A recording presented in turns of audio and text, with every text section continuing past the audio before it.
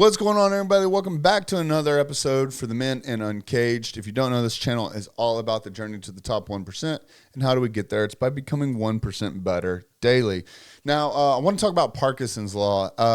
It comes up a lot in entrepreneurship, but it goes with anything, whether it's in your personal life, your professional life, whether you have a W-2 or 1099, you are an entrepreneur, you name it. We all can see existence of Parkinson's law in our life, which basically dictates the fact that the amount of time you allot to something is what the work will fill, whether that means decreasing the allotted amount of time, you'll get the same amount of work done just in a shorter amount of time, or if you give yourself an extended period of time to take the lazy route or whatever the case is, you will expand the amount of work, the time it takes to accomplish it in that amount of time. And something I've been studying a lot lately, just about how to build a business and really just financial practices holistically, is that Parkinson's law actually applies to your finances as well. So the amount of money that you will allot to something, you'll spend it. And, it's actually been kind of funny. I probably shouldn't tell this story. I'll keep the name anonymous. But, man, I don't know. It's probably 7, 8, 9 years ago. I had a buddy of mine that was in not a healthy relationship. They are no longer together, which is actually a great thing. But the joke was the finances were so manipulated and controlled by his wife. Again, I'm not here to bash anyone, but I just had to get this story out there and set a little bit of context. But dude couldn't do nothing. I mean, dude literally, I got in his car one day and there was a Sprite can, and he actually had to have me lie to his wife saying that it was mine, even though it was his and it was completely free. She wasn't going to believe that it actually came from work and was free. Don't get me into that whole story. But anyways, it's just this crazy thing. And towards the end of their relationship, he got to where he just didn't care anymore, to the point where he's like, you know what? Fuck it. I'm going to go buy this, and the money's going to get spent anyways. Like, no matter what, no matter how we budget, no matter what we do, no matter what we pull back on or add to, he said the money always goes to zero every month. And so again, I've been studying a few of these practices now that we're starting to hire inside of Uncaged.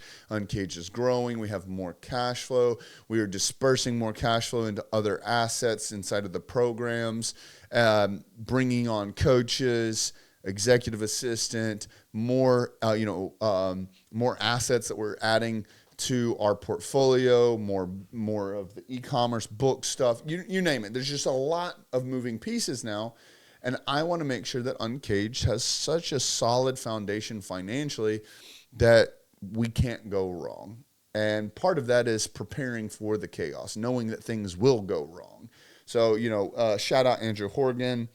We've done a lot of work with him for, financial literacy and just him as a financial advisor. A few other things that will be coming out at a later date, rolling out with him, bringing in financial literacy to the members in Uncaged. But regardless, I've noticed that Parkinson's law goes into way more than when just time and work, right? So if we are to truly start unpacking these two scenarios alone, so Parkinson's law, again, if I have a huge project that's due and I give myself an entire month to do it, it will take me an entire month. And a lot of us, and come to find out, like, procrastination is actually a symptom, if you will, of ADHD, and or one of the things that I've heard someone that I would consider a friend say from stage, that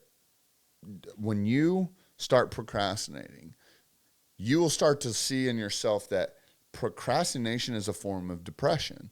And so some of it kind of ties in with the ADHD, chemical imbalance, whatever the fuck you want to call it, whatever excuse you want to say.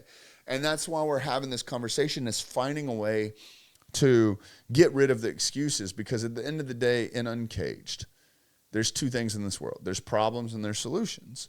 And so for us, if we understand the problem, if you will, more so the explanation, but it's that we're running out of things. We're running out of time, or things are taking too long, or we're running out of money, or the money's not being attributed correctly.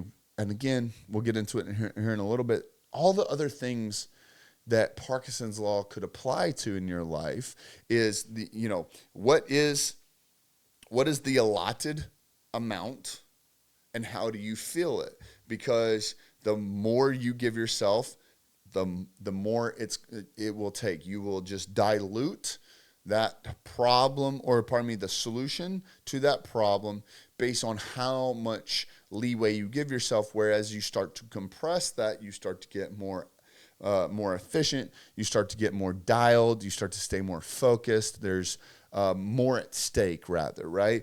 And so anyways, when we start to think about the time frames, when we are building our time blocks or coming up with a project, you will start to see and notice in yourself, whether it's attention disorder, whether it's a depression, or whatever the case is, that when you start to give yourself a quote unquote unlimited amount of time, or a very lackadaisical, whatever the fuck that word is, amount of time, you will start to feel it inside of yourself. Like, you will start to, a pit in your stomach will tell you, like, this is fucking wrong. You know that you could get this done quicker. And, part of the saying is, like, don't put off until tomorrow what can be done today. Now, again, in Uncaged, we focus on getting critical tasks done. So we're very, very, very adamant about having critical tasks done, the specific way we do critical tasks, with, profit producing critical tasks, forward progressing critical tasks, as well as like having your critical task done the day before. Like, we're very, very meticulous in the way that is created. But what that does is that forces that Parkinson's law. It forces us to be very, very instrumental with the things that we know that we have to accomplish, and stop putting them off, right?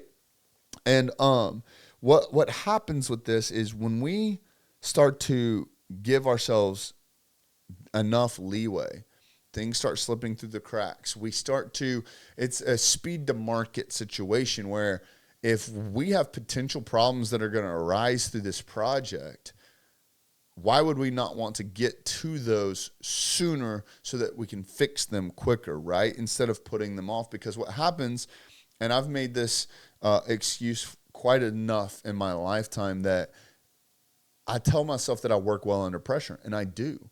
I will get a shit ton of work done in the very last moments of the timeline that I've associated for whatever this project is. And that's not a healthy way of living, because it starts to bring up anxious feelings and thoughts. That's why you start having issues with your sleep and all the things associated. In fact, we got a guy inside the group. Yeah, he's been going through some fucking crazy shit lately.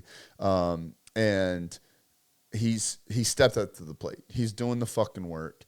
And, he was having some issues sleeping, having some issues with insomnia, right? And it's all these like creative, sexy names we attach to these scenarios, when in reality, it's just us not doing the fucking work.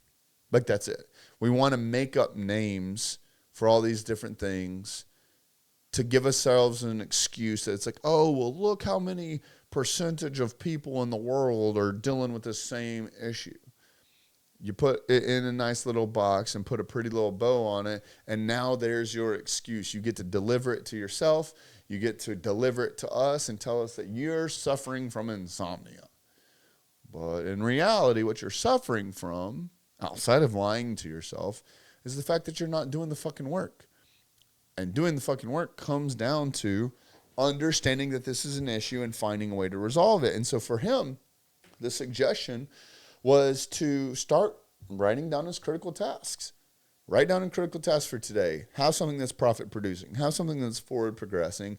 And also, by the end of the day, part of your task is you need to plan your tasks for the next day. And as you go throughout the day, you're actually getting that dopamine hit of checking off the tasks as you've accomplished them. So that as we start to progress, not only do you see forward momentum day to day to day to day, but as you flip through that notebook, as you scroll through your notes, whether you're using the critical task accountability program and you log onto your dashboard and see all those green bars, whatever the case is, this starts to show you real progress. And this starts to alleviate those pains, those anxieties, those depressions, those nervousness, whatever the case is.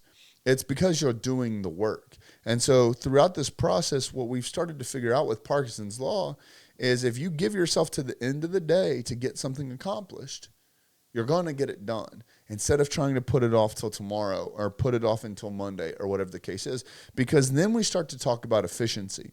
Not only that, how you do one thing is how you do everything. We start to get in this habit of being comfortable putting things off, putting things off, putting things off. And now I will say, you've probably heard me talk about this before. So one of the big things that I've stopped myself from doing, and I've actually helped talk through these scenarios with other business owners, is I don't tell people, hey, I'll get this to you by the end of the day. I tell people that I will get it to you, I will have it in your inbox by the time that you clock in tomorrow.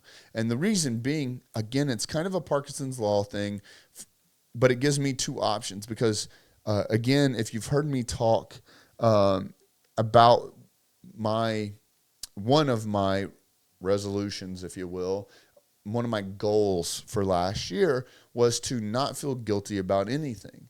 And that ties over into some of this like anxiousness and this insomnia or however else this internal mind fuck, if you will, chose to present itself. And whatever pretty little bow on top name that you give it, as I like going to sleep. I like getting efficient amounts of sleep because I like efficiency. I like to be clear-headed. I don't like the brain fog. I don't like being drowsy or groggy. I don't like being fucking just pissed off. And so for me, Parkinson's law doesn't allow me to say, oh, I'll get it to you by the end of the week, or I'll get it to you by Monday, or I'll get it to you XYZ. It allows me to follow my non-negotiables while also not putting it off. And so for me, that I'll have it to you by tomorrow when you clock in. What that lets me do is either I have two main options to get this accomplished. I guess technically three. First, because of Parkinson's law, knowing that I do have to get this done before I can move on to my critical task for the next day, is that now means that I get more efficient for the rest of the critical tasks that I have between now and my true end of work day. And then I have time left over to get this specific task done, whatever it is. Maybe it's a fire, whatever case, time sensitive, you name it. I understand that not every critical task can be completely mapped out, right? It needs a place. It has a time and place. A big part of like what we talk about in the 30-day challenge with both the critical tasks and also time blocking is making sure that you account for the unaccountable. You account for the things that are going to pop up, the fires that are going to get started, whatever the case is, and you have buffers in place to protect your time because your time is valuable. And that's part of what we're learning here through Parkinson's law is how to manage the chaos. But anyways, option one is to get more efficient with the tasks that I have left to accomplish, allowing myself time to get that done within my typical work day. Option two is now after my typical work day, before I go to bed, before I call it quits, before I go hang out with the girls, before dinner, before whatever the case is. Again, Parkinson's law, I'm giving myself a very short, finite amount of time because I want to get to hanging out with my girls, or I want to get to dinner, or I want to get to this event, or whatever the case is. Fuck, maybe I just want to get to sleep, whatever the situation is. So now I've given myself a very, very short amount of time, but I still have a quote-unquote plan B, which is if I can't get it done while being extremely efficient in the remaining critical tasks for that day, but before I unplug, I get it done. So I'm balls to the wall. I'm completely focused. I'm dialed in. I'm using timers or whatever time efficiency hacks that you use. I'm not on my phone, no distractions. I am in it.